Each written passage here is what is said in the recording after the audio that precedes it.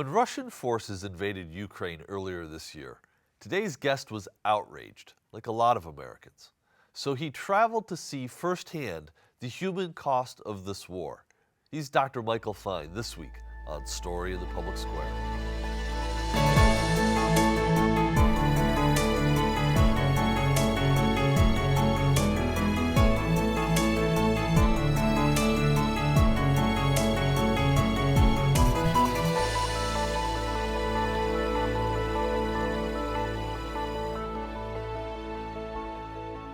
Hello and welcome to Story in the Public Square, where storytelling meets public affairs. I'm Jim Ludis from the Pell Center at Salve Regina University.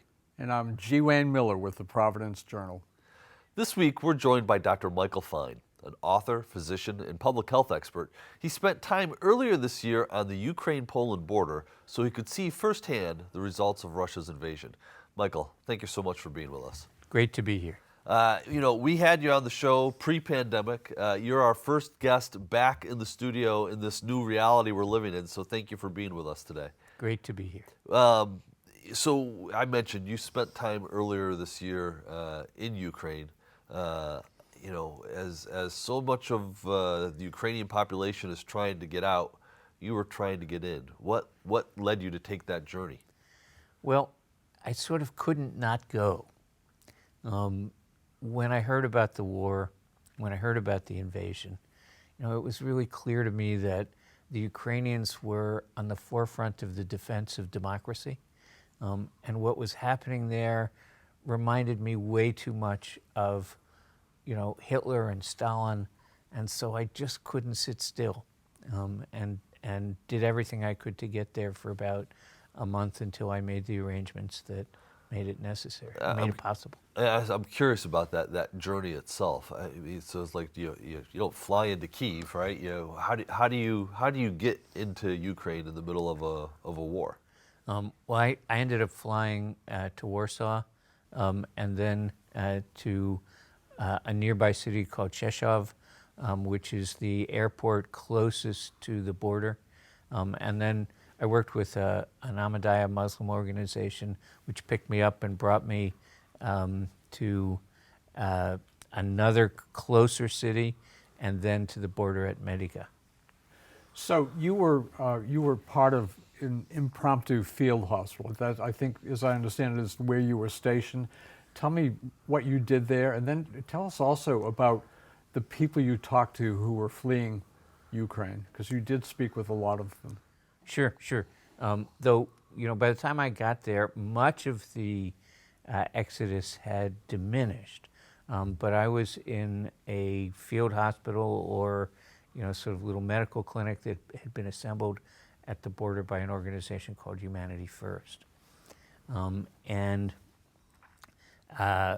What we did every day was meet people as they were coming over the border. There was a sign out front that said, in Ukrainian, "Doctor here." People would come in and, tell us about things they needed or ask for things, and we would try to deal with what they needed as they came in. Everything we had was donated, so we had medicines from every country in the world, from in a zillion different languages. We were actually pretty well equipped. We had a couple of ventilators and a defibrillator, which thank God we didn't need to use. We had surgical supplies and so forth. Most of our days were just meeting people as they came across the border and being part of an international response.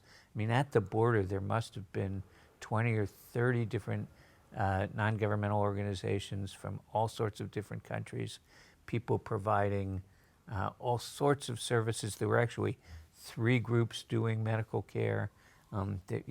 People would serve pizza and pancakes and, coffee and tea.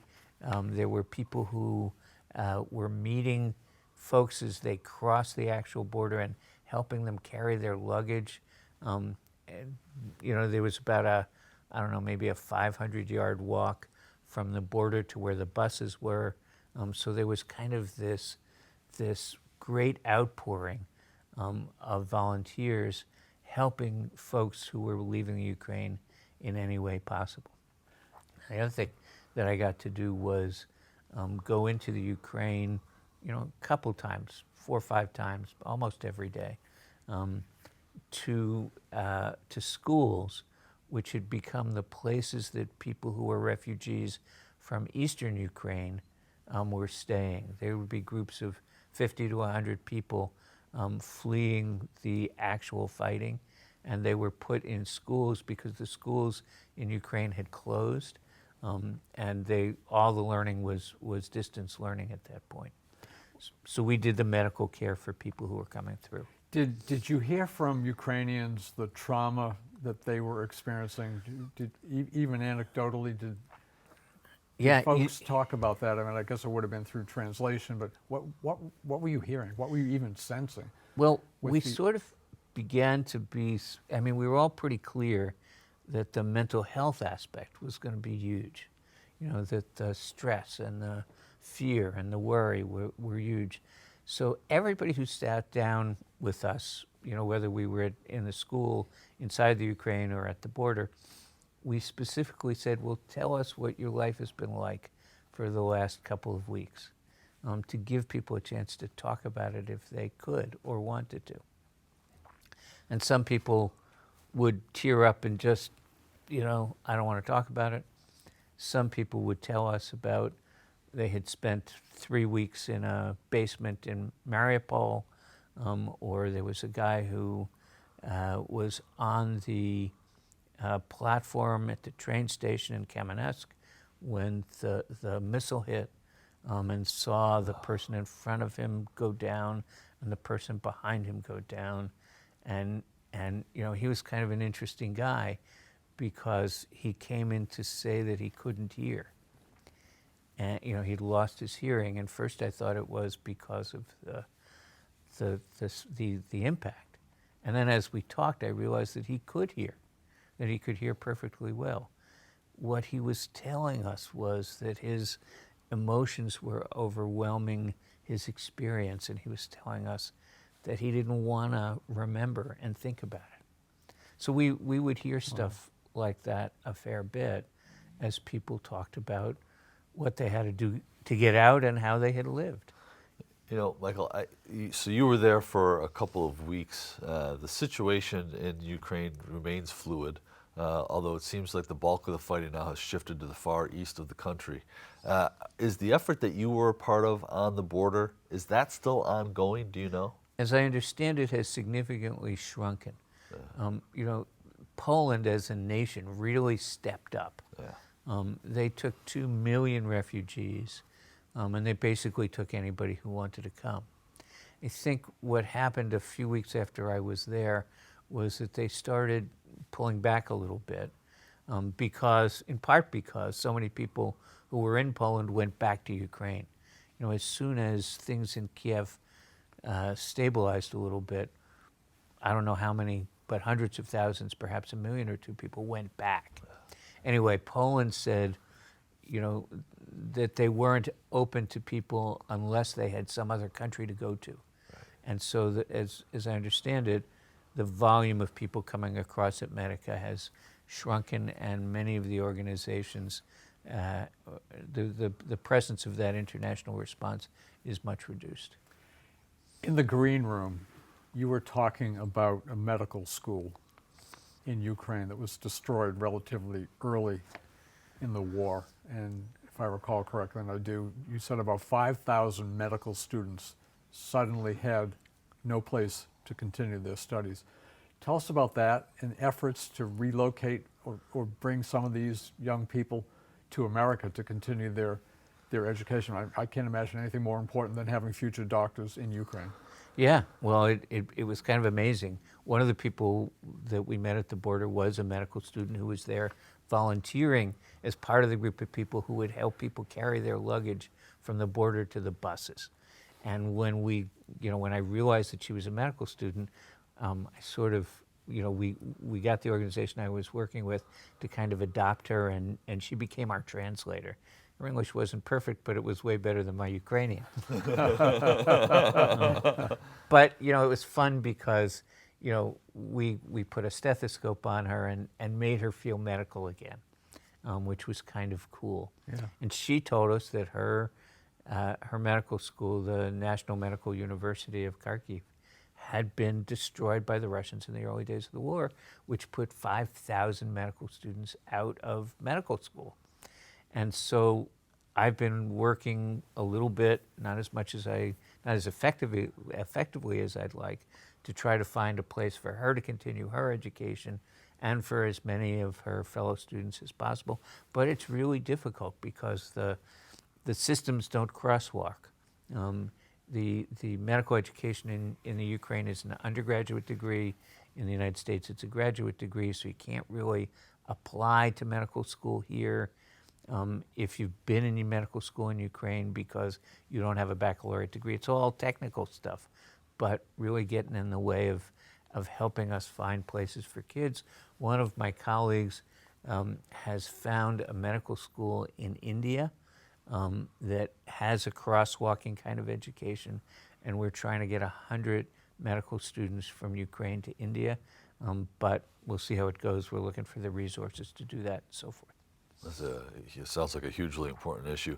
Michael, earlier you had sort of couched the conflict in really historic terms. You mentioned the Hitler's history in that part of Europe, Stalin's history in that part of Europe. I think we've talked a little bit about this on this show, and you and I sort of had a brief exchange before we even started recording about sort of this moment in history. And as a physician, as an educated American, someone who's aware of the world, can you put this in some broader context? What's at play here? Oh, I think democracy is at play at bottom. I mean, Putin doesn't buy into what's sometimes called the rules-based system of international diplomacy.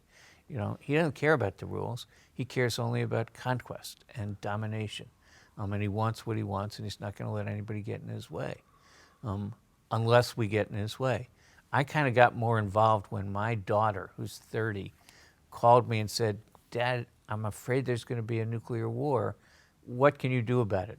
Knowing that I was close to somebody named Dr. Bernard Lown, who won the Nobel Peace Prize in 1985 for creating an organization called International Physicians to Prevent Nuclear War. Yeah. And for me, the way to prevent nuclear war is really to stop Putin. Like what he's doing and how he's going about it is exactly like what Hitler and Stalin did. And it was really clear to me then, and it's clear to me now, that if we as Americans don't stand up to it and support the Ukrainians who are taking the brunt of this, well, today it's Ukraine, tomorrow it will be the nation of Georgia, then it will be Poland, and then Hungary, and then we're in a very different place where democracy has no place to stand. And you can see Putin working social media and creating these false narratives all around the world, pushing nations into a kind of almost fascistic sense of things. The government in Italy just fell. The government in France hung on by just a little bit. Who knows what's going to happen in Britain because things are unstable there. And, Putin's no idiot. He's a chess player and is playing, is pulling every string he possibly can and playing the long game. And I just don't want to see us repeat what happened in 1939, 1940, and 1941, where we pretended it wasn't there until it was too late. If you look at Ukraine, Ukraine feels to me like Spain in 1936. Too few Americans remember that there was a civil war in Spain in 1936 in which, one side was a side of democracy and the other side was supported by Mussolini and by Hitler. The Mussolini and Hitler side won. Yeah. And that sort of sent a message that the Mussolini and Hitler side was not going to be opposed too much by the democracies of the world until we had a world war. And then, we were going to lose 60 million human beings. At great cost, yeah. So, Michael, what can ordinary Americans do in the face of this? We live in a very politically divided time. both at the congressional and national level and regionally. What can ordinary Americans do? I mean, your daughter came with a question. What would you say for people watching this show? Well, I think as many people as possible can go there and help, or can go to the border and help.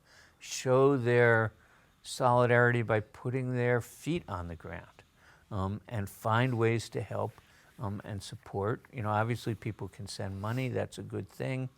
I actually think we all need to do some real looking and thinking at our own choices.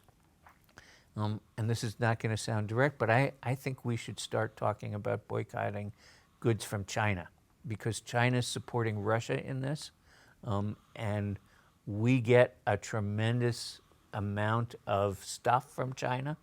That stuff we get from China goes to subsidize their support of Russia, and my guess is if we stopped buying Chinese stuff tomorrow, the Chinese government would change its tune and change its support, and it would also help protect Taiwan, because it looks like China's looking at what Russia's doing as a pathway for how they're going to approach Taiwan itself. These are dangerous days indeed. I wonder, going back to your time in Ukraine, do you have a sense of the resolve of the Ukrainian people?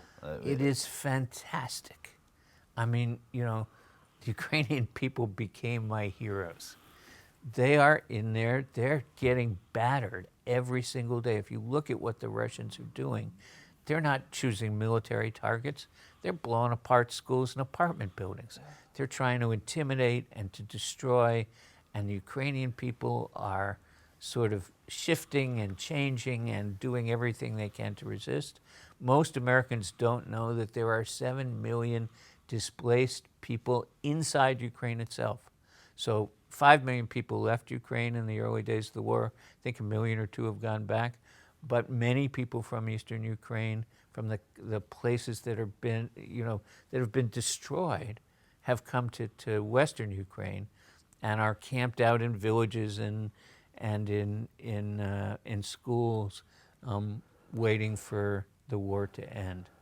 And I got to tell you that some of the time I got to spend in western Ukraine, it was like seeing what looked like heaven to me. You know, the life in those villages was incredibly beautiful. I was there when the cherry trees were in bloom, and in the villages, people live. You know, they have common ground for grazing. Everybody's got chickens. You know, they have fish ponds that they share. It's a kind of vision of rural life, rural village life, that seemed incredibly beautiful to me. That's what Putin is trying to destroy, and that's what we need to stand up and help defend. So, Michael, you were here 3 years ago to discuss your book, Care Revolt, which is a tremendous book, and we would urge our audience, if members have not read it, to go read it. That was 3 years ago, before the pandemic, and then the pandemic hit. You were the Chief Health Strategist for the city of Central Falls here in Rhode Island during the pandemic. And for those who might not be familiar with Central Falls, it's a small city, it's a low-income city, it's a city with many residents who are people of color, and it was particularly hard hit during the pandemic. But it wasn't the only such community in the country like that was hit. Talk about first what you did in Central Falls, and then the larger picture. Why were communities like that so hard hit during the pandemic? Well, you know, Central Falls, as you said, is small and densely populated. I'm going to answer your second question first, if I may. Yeah, yes. It was hard hit because of policies that governments chose. So, you know, it is a place where people have to go out to work every day. What we decided to do in Rhode Island during the early days of the pandemic, when everything closed down, was to say factories could stay open and should stay open.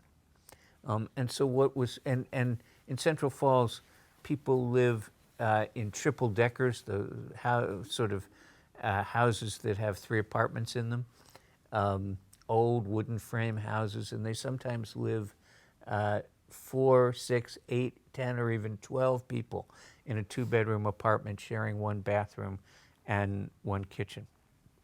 And so what was happening in Central Falls was people worked 2 and 3 jobs. They had to go out to work every day to support their families because they often didn't qualify for the kinds of unemployment that other people have, because many people are not documented. So they went out to work every day. There are some jitney buses that leave the city early in the morning. People would get into these packed jitney buses, go out to work in the fish houses and the meat packing plants, and the garment factories all over New England. They'd work, sort of right close to other people. So the disease spread at the workplaces. Then they came back in the jitney buses, went back into these densely packed houses, and then spread the disease unknowingly and unwittingly into their families. So Central Falls became, a couple of times, as we measured it, the most infected place in Rhode Island, the most infected place in the nation, and for a bit, the most infected place in the world. Because of these social conditions which we allowed to happen. Now, what did we do? We actually put together, the governmental response was call your primary care doctor, and your primary care doctor will get you a test. Now, one of the most interesting things was in the early days, there were 4 testing places where people could go for a test, and all of them were in a wealthy suburb, and none of them were in Central Falls. So one of the things we did was argue for access to testing, though I wasn't convinced that testing itself was going to make all that much difference. But we wanted that kind of equal access. But then we built something called Beat COVID-19, which was a group of volunteers that got together and dealt with the fact that of the 100,000 people between Central Falls and its neighbor city, Pawtucket, likely only 50,000 of them had access to a primary care doctor at all. So we created an 800 number. People could call the 800 number. They would get consultation with a physician, nurse practitioner, or midwife. They'd get counseling about how to go in isolation and stay in isolation. They'd get sometimes funds, money to be able to survive for a couple of weeks if they had to be in isolation. They got food, and they got disinfectants, and they got coached for how to take care of things. We built, inside of about 2 weeks, a whole little healthcare system to take care of that population of people who didn't have other access to care. It was fantastic. It was all volunteer, led by the mayor of Central Falls, and to a certain extent the mayor of Pawtucket. The governments got involved, and we really did something. It was pretty spectacular. That's a remarkable story. You've got a new book coming out on medicine as colonialism, and in the preface to that, you said something that struck both Wayne and I. COVID claimed more than 1 million lives so far in the United States, but on a per capita basis, you note that puts the death rate in the United States at 3 times that of Canada, more than 8 times that of Australia, and 10 times that of Japan. Why did America do so badly? Because we're so divided. Because all we did was fight with each other about this stuff. This stuff is not hard, as other countries have showed us. We lost 900,000 Americans unnecessarily when you compare us to other countries, because we couldn't agree on simple stuff like wearing a mask, or sort of staying home, or not going out to bars and restaurants, or when there was lots of disease spreading, or getting vaccinated. It's a heartbreak. We developed the vaccine and didn't understand how to use it correctly because we were fighting with each other over stuff that to me seems relatively trivial. And I wonder, in the back of my mind, about the extent to which our friend Vladimir Putin wasn't egging people on using the social media process, because he wants to see us divided. He wants to see us fighting with each other. He wants to see us weakened so he can do stuff like take over Ukraine and then Georgia and then Poland. That's his game plan, and we seem to be playing right into it in a way that seems like heartbreaking to me. So we're almost out of time, but very, very briefly, I'm wondering if you can talk about your fiction. You're right, nonfiction, but also fiction. What can fiction do in terms of telling stories or not telling stories that are important? Why do you write fiction? About a minute. Okay, quick first. I think fiction gives us the ability to see the inner lives of people who are different from us. And by seeing those inner lives, and by seeing the whole story, as it were, it lets us use our moral imaginations to be connected and to show up, sort of in a way that makes democracy real. When you see other people as like yourself, when you see you're connected to other people, then you come out and defend them, and they come out and defend you, and you get to argue, discuss, and decide in the public square, and in that way make the nation, the state, your local community as strong as possible. That's a powerful place for us to leave it. Dr. Michael Fine, thank you so much for being with us. That is all the time we have this week, but if you want to know more about Story in the Public Square, you can find us on Facebook and Twitter, or visit pellcenter.org, where you can always catch up on previous episodes. For G. Wayne Miller, I'm Jim Ludis, asking you to join us again next time for more Story in the Public Square.